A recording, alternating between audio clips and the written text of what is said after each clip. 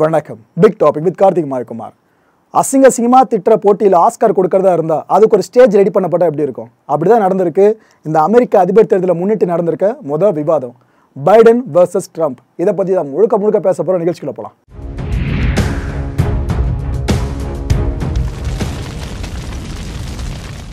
இந்த மாதிரி ஒரு விஷயம் நம்ம நாட்டில் இருந்தால் எப்படி இருக்கும் யோசித்து பார்க்க முடியுதா? அதாவது அதிபராக இருக்கவரும் அதிபர் தேர்தலில் ஒரு ப்ராமினெண்ட்டான கண்டஸ்டன்ட்னு கருதப்படுறவரும் டிபேட் பண்ணுவாங்க. நேருக்கு நேர் விவாதம். இவங்களோட அண்ணனோட விருதுகள் அவங்கள மாதிரிலாம் யாரும் பேச மாட்டாங்க. டைரெக்டாக அந்த ரெண்டு பெருந்தலையுமே விவாதிக்கும். நீ இதை பண்ணிட்ட நான் அதை பண்ணலன்னு சொல்லிட்டு பேசுவாங்க. இப்போ ஏற்பட்ட டிபேட் ஒவ்வொரு முறை அமெரிக்க தேர்தல் நடக்கிறதுக்கு முன்னாடியும் அங்கே கண்டக்ட் பண்ணப்படுங்க. அந்த வகையில் இப்போதைய அமெரிக்க அதிபரான ஜோ பைடனுக்கும் இதுக்கு முன்னாடி அமெரிக்க அதிபராக இருந்தவரும் இப்போ இந்த எலெக்ஷனில் ரேஸில் கொஞ்சம் முன்னாடி போயிட்டுருக்க நம்ம ட்ரம்ப்புக்கு இடையில டிபேட் ஆரம்பிச்சிருக்கு. மொதல் டிபேட்டுங்க வரப்போகிற யூஎஸ் எலெக்ஷனை முன்னிட்டு. இந்த டிபேட்டில் வழக்கம் போல் நம்ம பைடன் இருக்கார்ல அவர்கிட்ட தான் கேள்வி கேட்டு ஆரம்பிச்சிருந்தாங்க. என்ன கேள்வி கேட்டாங்கன்னா, எங்க உங்கள் வயசு 80 கடந்துருச்சு, 80s இருக்கீங்க, நீங்கள் திரும்பவும் அமெரிக்காவை ஆளணும்னு நினைக்கிறீங்க, உலகத்திலேயே கஷ்டமான வேலைன்னு பார்த்தீங்கன்னா அமெரிக்க அதிபராக இருக்கிறது தான், அப்பேற்பட்ட வேலையை இந்த வயசில் அவங்களால பார்க்க முடியுமான்ற மாதிரி கேட்டாங்க. தலைவனோட வயசை பற்றி பேசிட்டாங்க.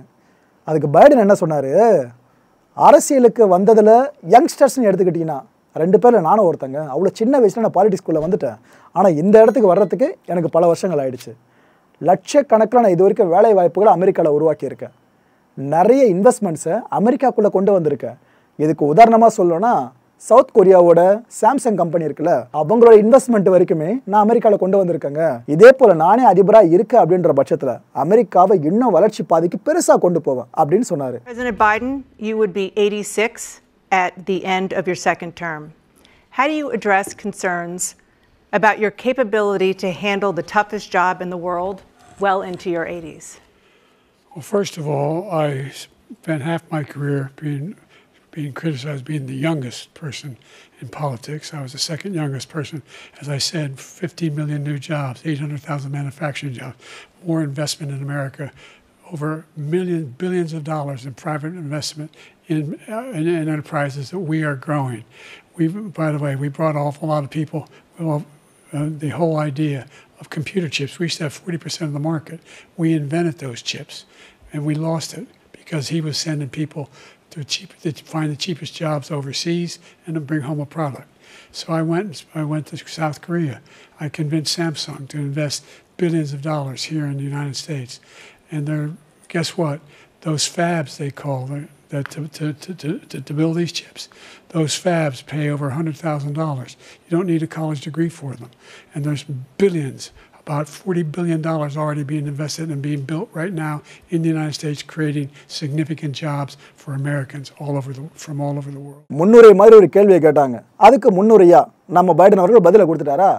அடுத்து நம்ம கதையின் நாயகன் ட்ரம்ப் கிட்ட கேட்குறாங்க, நீங்கள் அதிபராக வரும் பட்சத்தில் என்னெல்லாம் உங்களால் செய்ய முடியும், என்ன பண்ணுவீங்க அப்படின்னு கேட்டாங்க.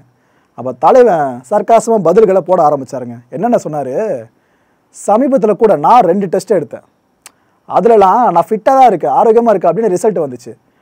இந்த 2த்தில் அட்லீஸ்ட் ஒரு டெஸ்ட் ஆச்சும் அவர் எடுக்க சொல்லுங்கள் அப்படின்னு பைடனை கை காமிச்சு விட்டார். ஏன்னா அவரோட வயசை பற்றி ஒரு பலமுறை பேசி கிண்டல் பண்ணுவாருங்க. ஸ்டேஜில் இதை தான் பண்ணார். விளையாட்டில் எடுத்துக்கிட்டிங்கன்னா சாம்பியன்ஷிப் அடிக்கிற அளவுக்கு என்னால் முடியும், எல்லாமே பண்ண முடியும், அவரால் என்ன பண்ண முடியும். அதாவது நானும் அவரை விளையாடுறோம் அப்படின்னா 50 யார்ட்ஸுக்கு கூட அவரால் பந்து அடிக்க முடியாது. அவர் உடம்பு அவ்வளோதான். கால்ஃப் போட்டிக்கு தயாரானு கேட்டு சொல்லுங்க, 2 பேரும் விளையாடுறோம் அப்படின்ட்டு மனுஷன் வேற ஒரு காலத்தை கூட்டு போயிட்டாரு. President Trump, to follow up, you would be 82 at the end of your second term. What do you say to voters who have concerns about your capabilities to serve? Well, I took 2 tests, cognitive tests. I aced them, both of them, as you know. Exams every year. And, you know, we knock on wood wherever we may have wood, that I'm in very good health. I just won 2 club championships, not even senior. 2 regular club championships. To do that, you have to be quite smart, and you have to be able to hit the ball a long way, and I do it. He doesn't do it. He can't hit a ball 50 yards. He challenged me to a golf match. He can't hit a ball 50 yards. I think I'm in very good shape. I feel that I'm as in good a shape as I was 25, 30 years ago. Actually, I'm probably a little bit lighter, but I'm in as good a shape as I was years ago. I feel very good. I feel the same.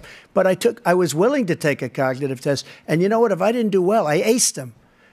Dr. Ronnie Jackson, who's a great guy when he was White House doctor. And then I took another one, a similar one. And one of them said they've never seen anybody ace him. Thank you. இதெல்லாம் கேட்ட Biden இருக்கார்ல, மனுஷன் செம அப்செட்டுங்க. ஏன்னா இந்த debate முடிக்க பார்த்தீங்கன்னா 2 பேரும் மாறி ஒரு மாதிரி சிரிப்பாங்க, கடுப்பாவாங்க. ஃபேஸில் கிளியராக தெரிஞ்சது. பைடன் என்ன சொல்லுவார் இதுக்கு, நான் விளையாடாத கால்ஃப் ஆட்டமா அந்த காலத்தில் ஆரம்பிப்பாங்களே அப்படி சொல்லிட்டு அவரோடு போட்டி போடுறதுக்கு எனக்கு சந்தோஷம் தான். யார் கூட? ட்ரம்ப் கூட. கால்ஃப் சவாலுக்கு நான் விளையாட ரெடியாக இருக்கேன். ஆனால் அதுக்கு முன்னாடி ஒரு கண்டிஷன். முதல்ல கால்ஃப் பேக் இருக்குல்ல, அதை ட்ரம்ப்பை முதல்ல தனியாக தூக்க சொல்லுங்கள். அவர் பண்ணிட்டாருன்னா நான் சவாலுக்கு ரெடி அப்படின்னு இந்த மனுஷன் சர்க்காசமாக சொன்னாருங்க. சொல்லிட்டு ட்ரம்ப்பை பார்த்து வேறு கேட்குறாரு, உங்களால் முடியும்னு நினைக்கிறீங்களா அப்படின்னு வேறு கேட்டு ட்ரம்ப்பை இன்னும் கோவப்படுத்தி விட்டார். President Biden? You can see he is 6'5" and only 223 pounds, or 235 pounds. Well, you said 6'4", 200. Well, anyway, that's it. Anyway, just take a look at what he says he is, and take a look at what he is.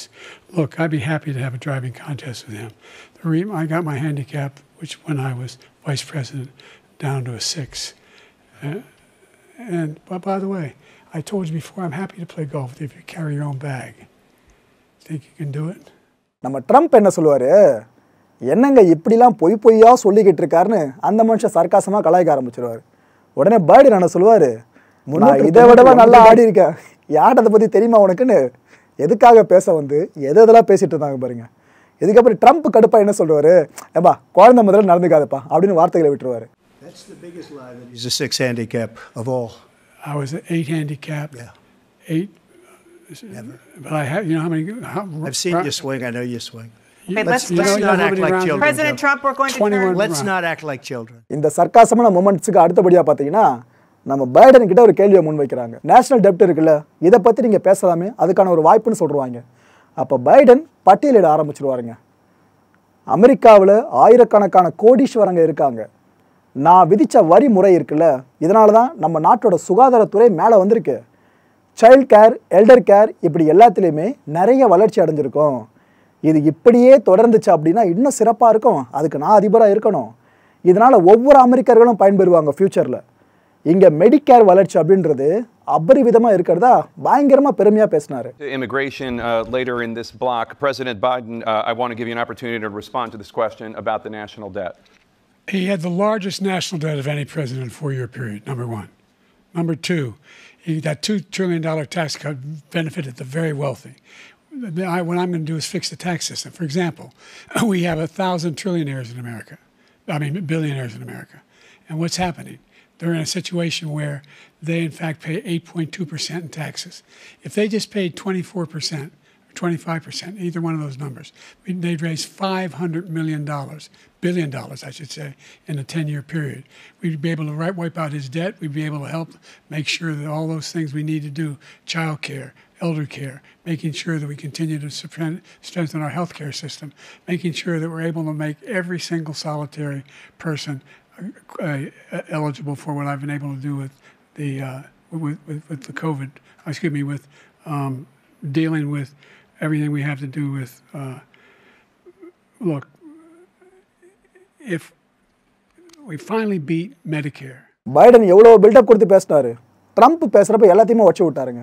என்ன சொன்னார்னா, ஆமாம் அவர் சொல்கிறதெல்லாம் ரொம்ப சரிதானு அவருக்கான பாணியிலே சர்க்காசமாக ஆரம்பிச்சுட்டு, அதான் மெடிக்கேரையே மொத்தமாக முடிச்சு விட்டீங்களே நீங்கள் தான், உங்கள் ஆட்சியில் தான். அவர் இந்த மெடிக்கேர் இண்டஸ்ட்ரியை காக்கலை, அழிச்சிட்டாருங்க மொத்தமாக. அது மட்டுமா சோஷியல் செக்யூரிட்டி இருக்குல்ல, அதையும் ஒட்டுமொத்தமாக அழிச்சிட்டாரு. கடந்த 4 வருஷமாக அமெரிக்காவை என்ன பண்ணி வச்சிருக்காருன்னு மக்கள் உங்களுக்கே நல்லா தெரியும். என்னோட வெளிநாட்டு நண்பர்கள்லாம் என்கிட்ட கேட்பாங்க, அதாவது ஏன்பா அமெரிக்கா இவ்வளோ மோசமாயிடுச்சு, அமெரிக்கன்ஸ் மேலே எங்களுக்கு மரியாதையே வரமாட்டுது, அவங்கள மதிக்கணும்னு தோண மாட்டுது, அவங்க மேலே நம்பிக்கை வரமாட்டுது, அமெரிக்கன்ஸ்னாலே முட்டாள்கள் அப்படின்னு அந்த ஃப்ரெண்ட்ஸ் நினச்சி இவர்கிட்ட சொன்னதா இந்த மனுஷன் ஓப்பன் ஸ்டேஜில் சொன்னாருங்க. அதுக்கப்புறம் ஒரு வார்த்தையை பயன்படுத்தியிருப்பார், இந்த மனுஷன் ஒரு கிரிமினல் அப்படின்னு சொல்லியிருப்பார். சிட்டிங் யூஎஸ் பிரசிடென்ட்டை கிரிமினல்னு சொன்னார் நம்ம Trump. Thank you, President Biden. President Trump? Well, he's right. He did beat Medicare. He beat it to death, and he's destroying Medicare because all of these people are coming in. They're putting them on Medicare. They're putting them on Social Security. They're going to destroy Social Security. This man is going to single-handedly destroy Social Security. These millions and millions of people coming in, they're trying to put them on Social Security. He will wipe out Social Security. He will wipe out Medicare. So he was right in the way he finished that sentence. And it's a shame. What's happened to our country in the last 4 years is not to be believed. Foreign countries, I'm friends with a lot of people. They cannot believe what happened to the United States of America. We're no longer respected. They don't like us. We give them everything they want, and they think we're stupid. They think we're very stupid people. What we're doing for other countries, and they do nothing for us. What this man has done is absolutely criminal. அப்புறம் Biden ஆரம்பிச்சார். Trump சொன்ன ஒவ்வொரு வார்த்தையுமே பொய்யுங்க. அதை யாரும் நம்பாதீங்க. முன்னாள் ராணுவ வீரர்கள் இருக்காங்களே, அவங்கள பாதுகாத்துக்கிட்டு இருக்கிறது நான் தான், ட்ரம்ப் கிடையாது. அவங்களையும் அந்த முன்னாள் ராணுவ வீரர்களையும் அவங்களோட குடும்பத்தையும் மதித்து நடந்துக்கிட்டு இருக்கிறது நான் தான், ட்ரம்ப் கிடையாது. என் குடும்பமே அதுக்கு ஒரு நல்ல சாட்சிங்க. என் பையன் ஒன்றும் தோற்று போனவன் கிடையாது. தோற்று போனது இவர் தான், ட்ரம்ப் தான் அப்படின்ட்டு ட்ரம்ப்பை ட்ரிகர் பண்ணி விட்டாரு. President Biden, you have the mic. Every single thing he said is a lie. Every single one. For example, veterans are a hell of a lot better off since I passed the PACT Act. 1 million of them now have insurance, and their families have it. Their families have it because what happened, whether it was Agent Orange or burn pits, they're all being covered now. And his group opposed that. We're also in a situation where we have great respect for veterans.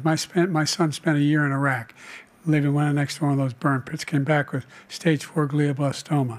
I was recently in France for D-Day, and I spoke all about those heroes that died.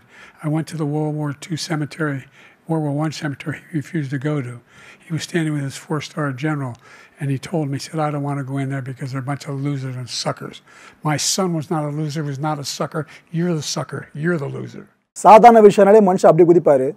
இதில் குதிக்காமல் இருப்பாரா? ஏன்னா Biden பயன்படுத்தியிருந்த வார்த்தைகள் அப்படி இருந்துச்சு.